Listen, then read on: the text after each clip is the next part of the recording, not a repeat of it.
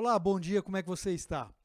Estamos aqui para a nossa conversa, mais uma vez, sobre o livro de Apocalipse, depois que fizemos todo aquele panorama nas lições anteriores, de uma forma geral, sobre a escatologia.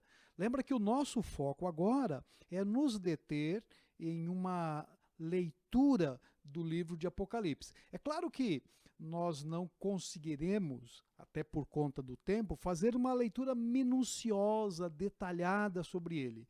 Mas eu quero que depois desse período você tenha uma visão, pelo menos panorâmica do livro, quanto à sua interpretação, quanto à sua a forma de leitura, os principais conceitos e aplicações deles para a nossa vida. Então, a pergunta é assim: o que vem na sua mente quando você pensa no livro de Apocalipse?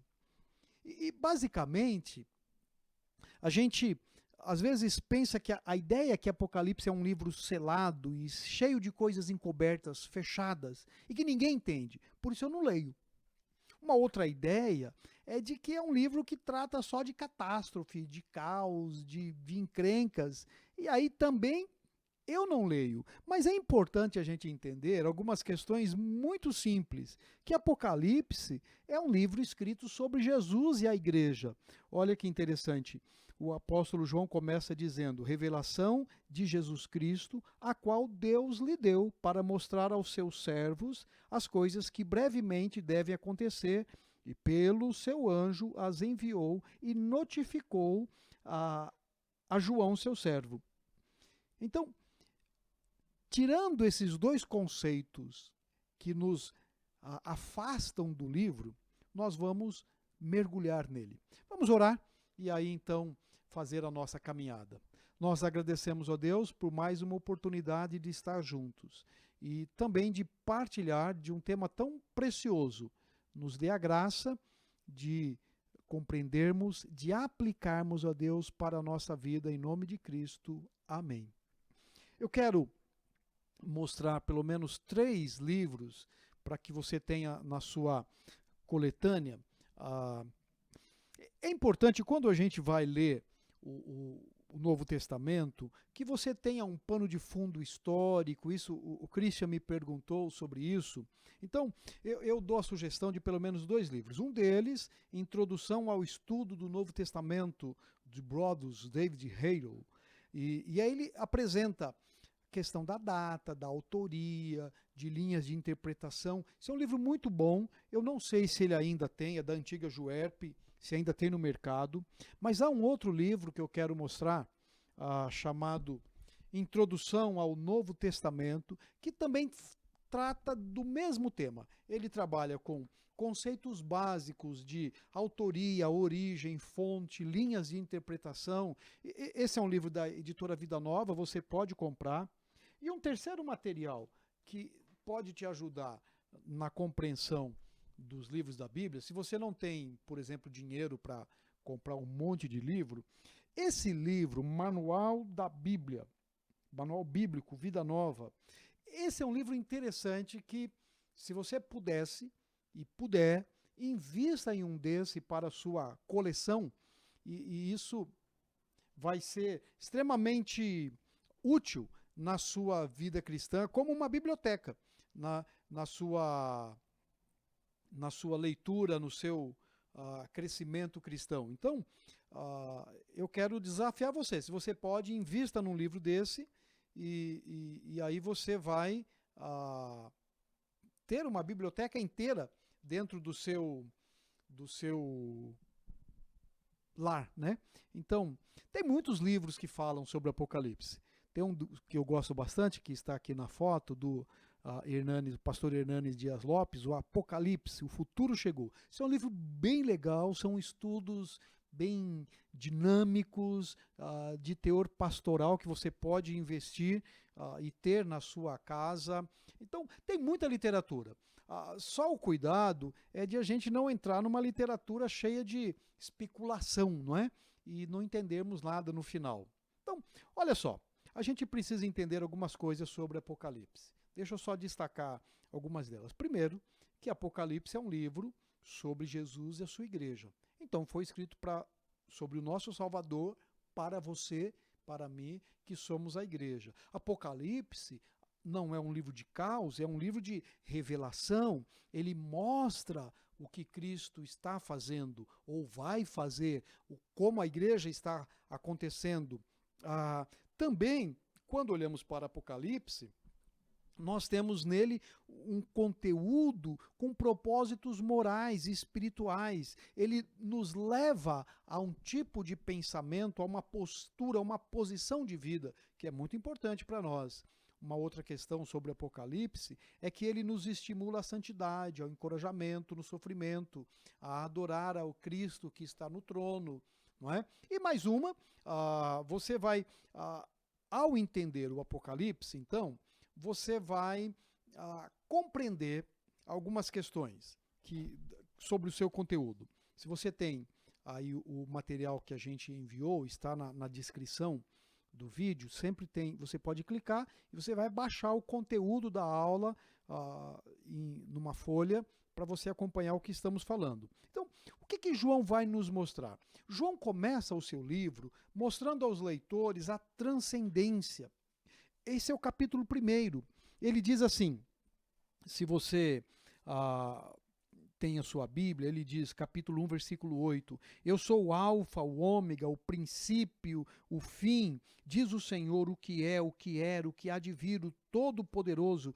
Este Cristo transcendente que está acima de nós, ele é revelado no Apocalipse, não falando mais do Cristo servo sofredor, mas de um Cristo muito mais, de um poder, uma manifestação de poder maior do Apocalipse. Então, olha só, quando João começa mostrando a transcendência de Cristo no seu livro, ele vai nos mostrar algumas questões muito interessantes. Isso é feito pela demonstração da origem divina da própria revelação, pela indicação da centralidade de Jesus Cristo no programa divino da redenção e pela descrição figurativa de Cristo em sua glória, calçada na visão do Filho do Homem, calcada, na visão do Filho do Homem, que vem lá de Daniel capítulo 7.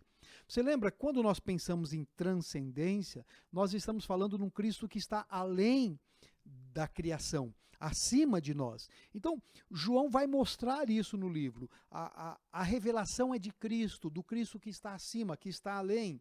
Não só isso, mas isso também desafiava a igreja a se submeter a adorar a Cristo, porque a igreja perseguida se mantinha submissa, porque Jesus Cristo tem o controle das igrejas, tanto das igrejas lá, descritas aqui no capítulo 2 e 3, como das igrejas aqui ao longo da história. Uma terceira razão é de que também a igreja sofredora do primeiro século e os santos de todas as épocas devem manter a sua lealdade, submissão a Cristo, é o fato de que Cristo vai triunfar sobre toda a impiedade.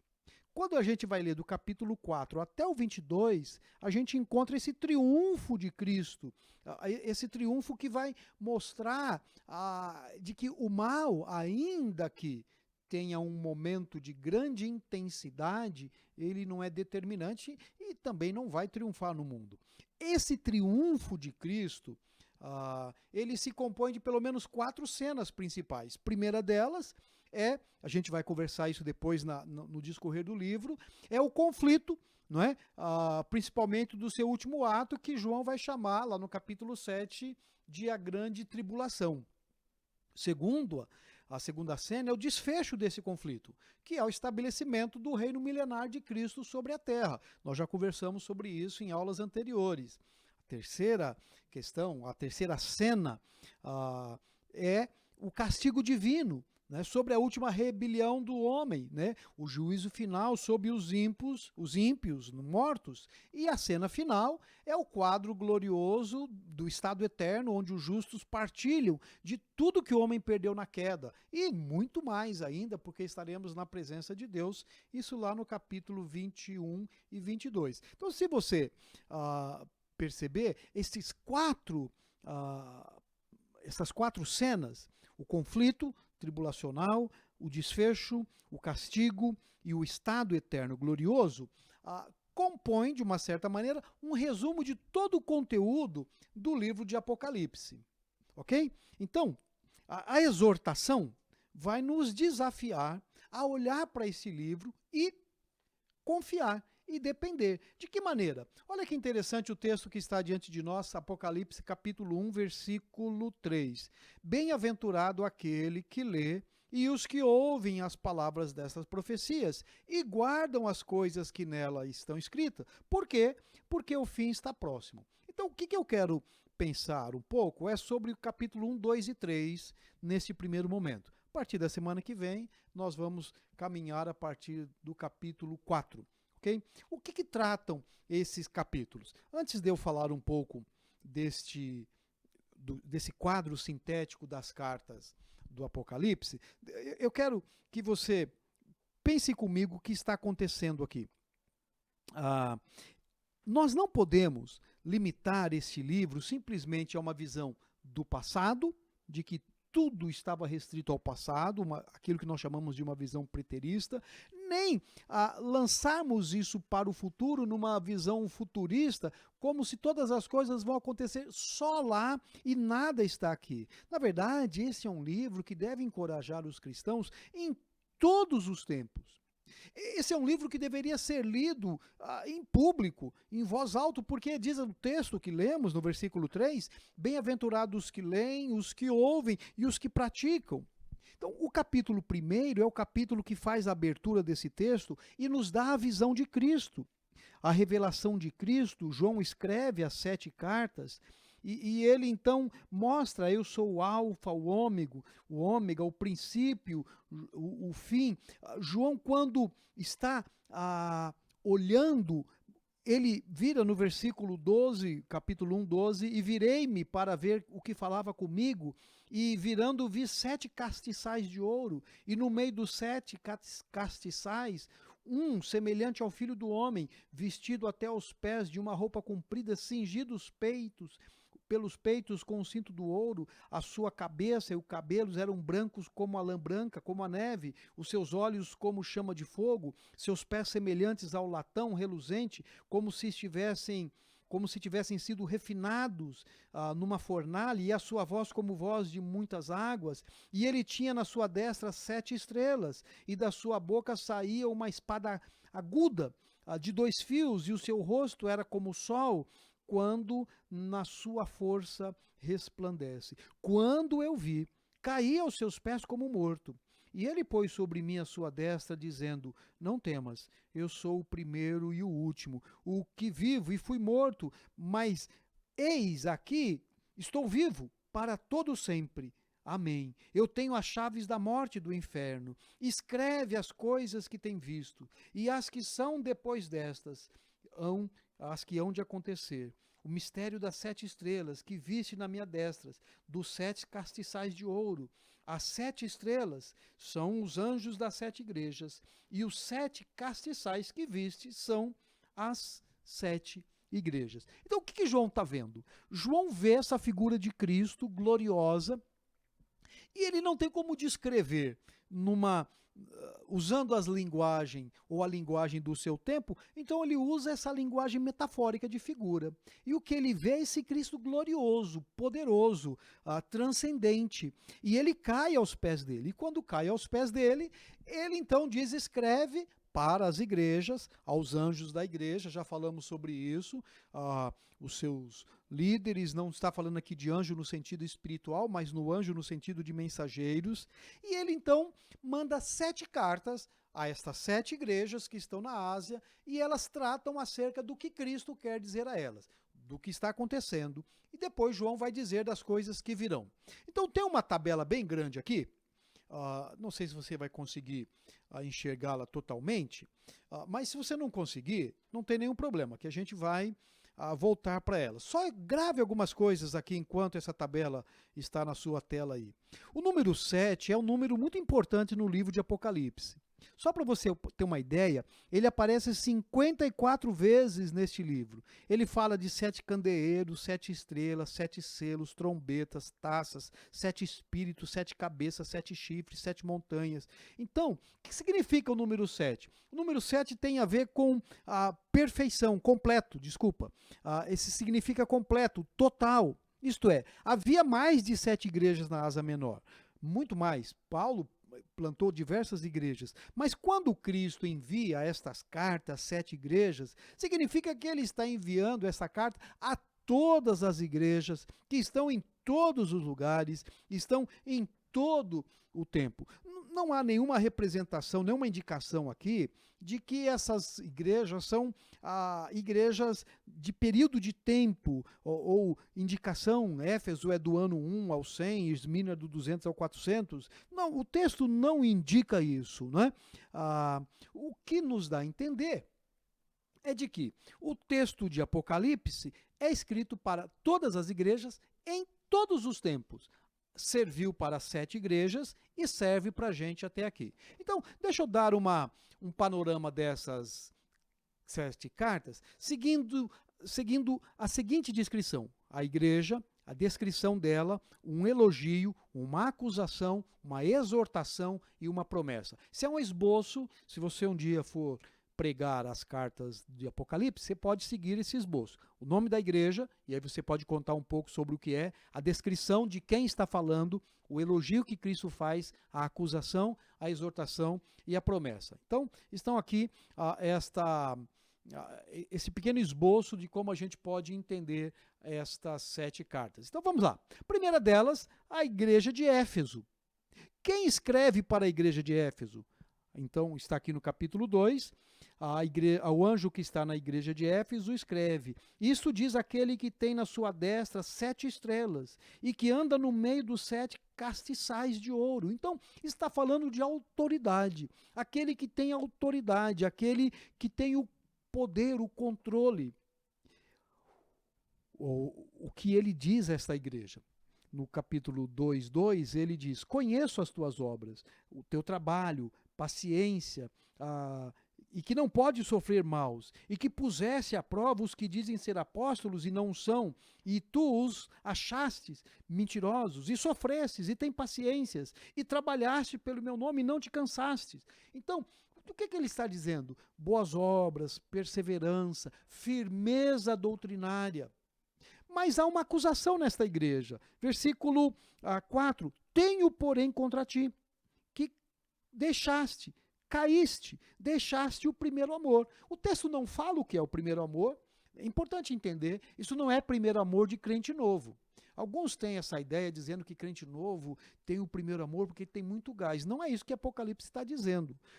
Na verdade, pode estar falando daquele mandamento que João diz, não é um novo mandamento, mas o mandamento desde o princípio, que vos ameis uns aos outros. Pode João estar falando sobre isso, não é? Então há uma exortação.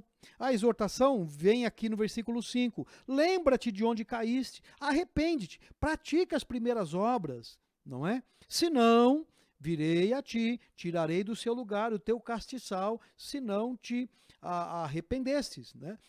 Então, pratica as primeiras obras. Tem um outro problema. "Tem, porém, isto, que odeia as obras dos nicolaístas, as quais eu também odeio." Alguém me perguntou quem são esses personagens, e a resposta é muito simples: eu não sei. Né? E aí, você pode dizer assim: não acredito.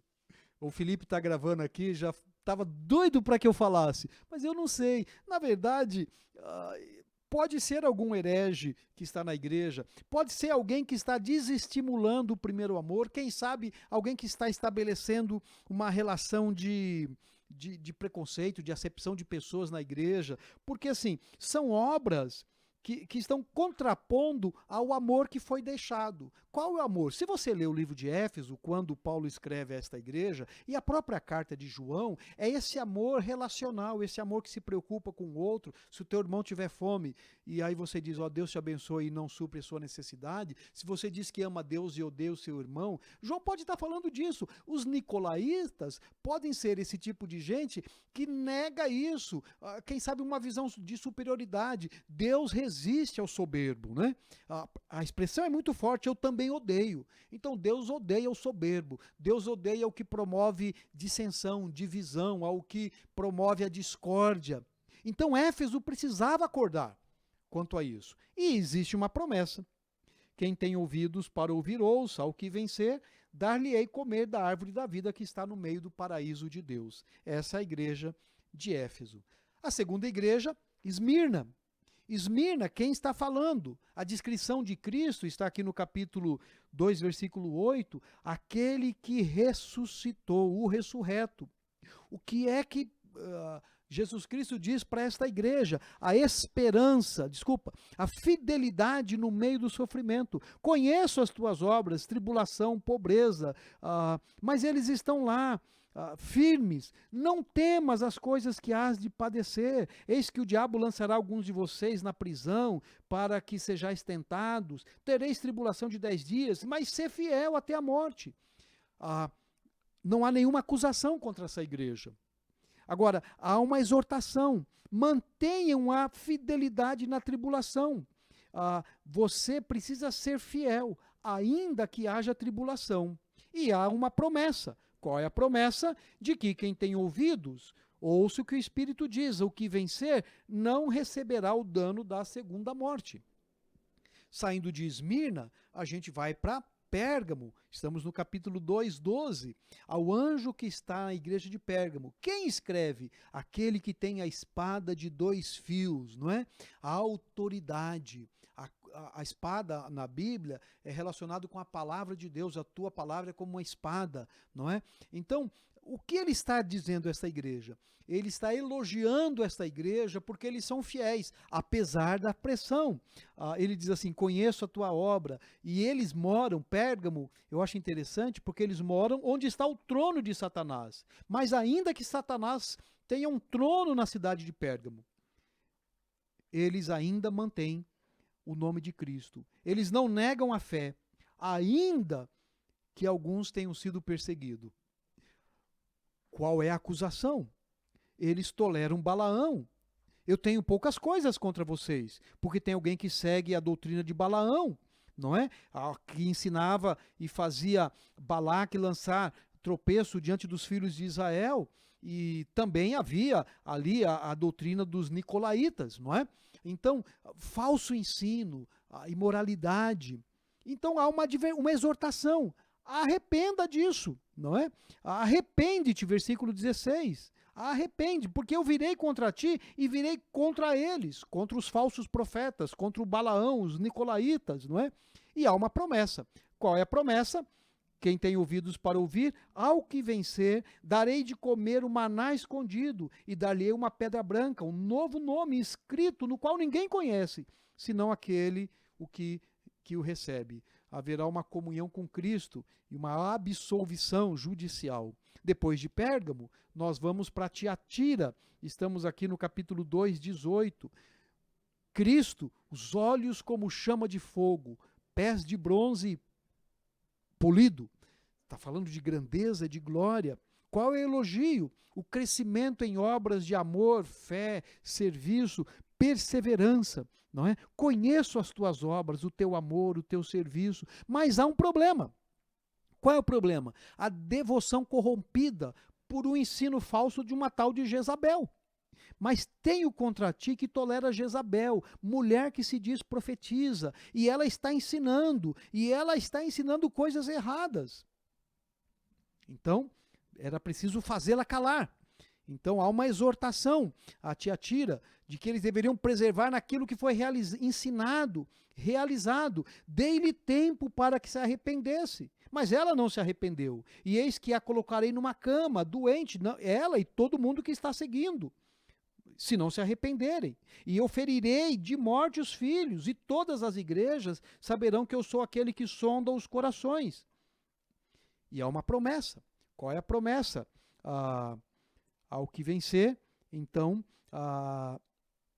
partilhar da autoridade. Darei poder sobre as nações, e com vara de ferro regerá.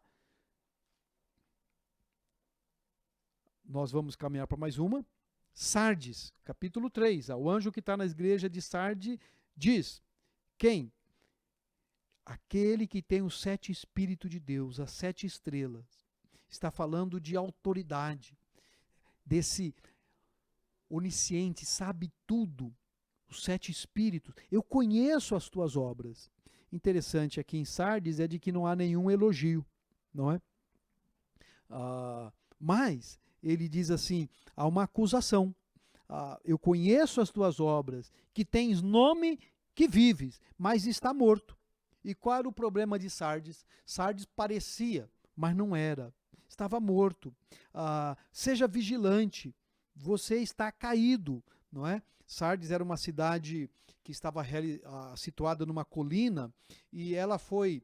As cidades geralmente construídas em cima dos montes eram protegidas por conta da sua situação geográfica, mas Sardes foi tomada 2 vezes por falta de vigilância dos seus moradores, e a igreja reproduziu o mesmo comportamento da cidade. Por isso, então era preciso que vigiassem e que houvesse vitalidade na igreja. Então há uma exortação que ele faz. Lembra de obedecer o ensino apostólico, mas também tem em Sardes algumas pessoas que não se contaminaram as suas vestes e comigo andarão de branco. Lembra-te do que tem recebido, guarda-o. Lembra, se não vigiar, virei a ti como ladrão, e não saberás a hora que virei.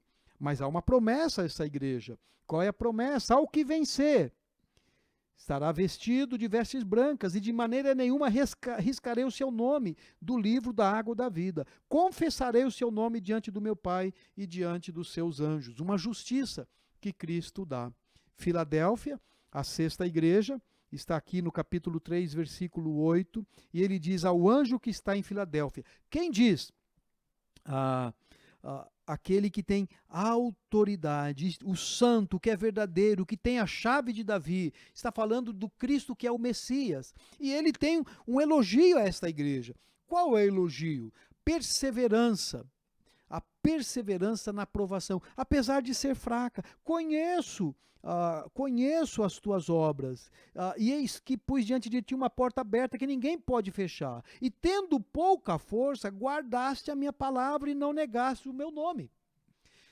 Deixa eu dar aqui só uma adendo. Aqui não está dizendo que Deus abre porta e ninguém fecha. Aqui está dizendo que lá na igreja de Filadélfia, Deus colocou uma porta aberta que ninguém pode fechar. Isso não tem nada a ver com essa oração que a gente faz. Quando Deus abre uma porta, ninguém fecha. Toma cuidado com essa interpretação às vezes, tá ok? Mais uma questão que ele fala sobre Filadélfia é que não há acusação sobre ela. Mas, por outro lado, há uma exortação sobre ela.